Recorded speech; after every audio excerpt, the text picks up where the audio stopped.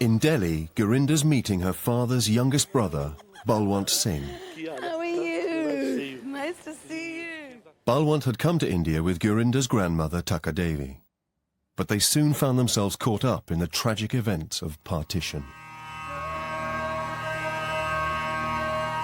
In 1947, India had finally won its independence from Britain.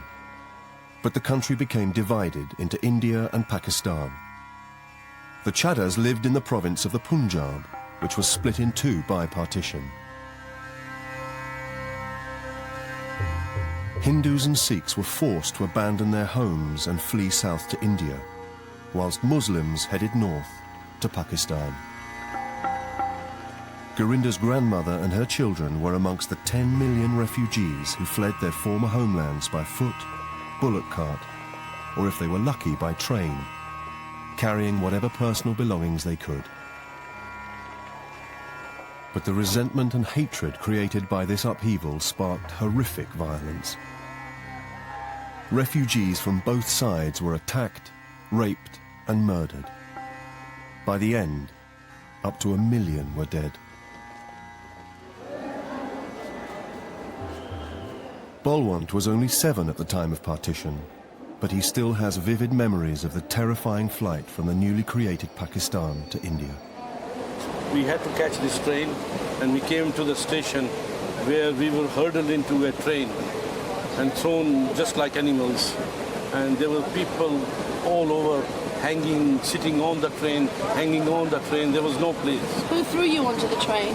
I think there must be some army people there. And we were so scared because there was a lot of killing going on, people crying, girls crying, a lot of children were left on the platform, their parents had gone, and it was terrible, it was terrible. And I had a little sister, her name was Tripati, and she wanted milk and we didn't have the milk. I think she died because of that. And when we came on the train, I don't know how long we stayed on the train because it seemed years. And finally, we reached Panipat, must be at night. When I woke up in the morning and I saw we were on this Panipat station, started looking for where to go, what to eat. We were hungry, starving, and I think my mom had to sell her jewelry to get the food. Gurinder's grandmother and her surviving children reached safety in Panipat, just north of Delhi. Like millions of others, they had to live hand to mouth in a refugee camp. When the news reached Gurinder's grandfather in Kericho, he immediately set sail on the 3-month journey to India.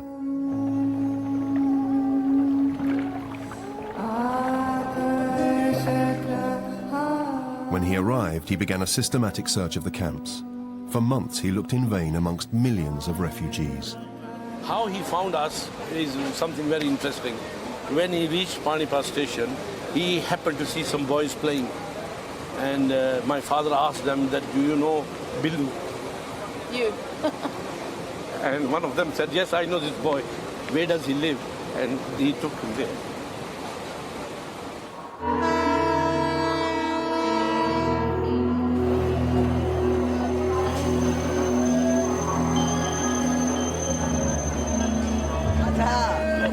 Thank you.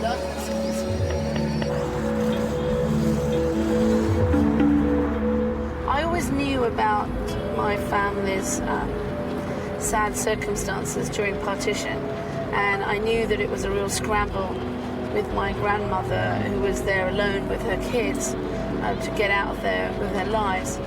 What was different, I think, for me today was to actually hear my uncle talk about it in that graphic way.